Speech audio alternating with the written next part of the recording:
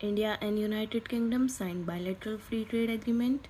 The Comprehensive Economic and Trade Agreement CETA promised not to just an economic partnership but a plan for shared prosperity. India has secured market access for key job creating sectors such as textile, footwear, gems and jewelry. तो India का exporting में आज leading क्या है? Textile, footwear, gems, jewellery.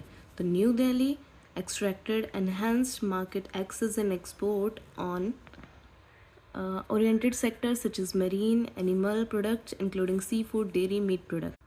So, CETA signs with the CETA, that agreement that has been signed, Scotch whisky imports from the UK are set to get cheaper for Indian consumer with tariffs slashed from 150% to 75%.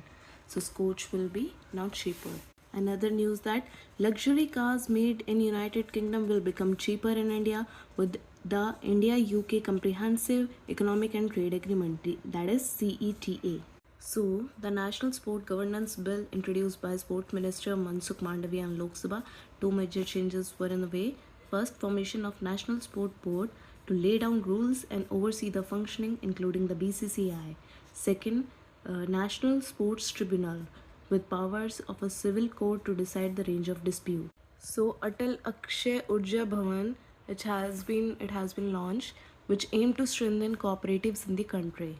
तो cooperative से related है ये अटल अक्षय ऊर्जा भवन.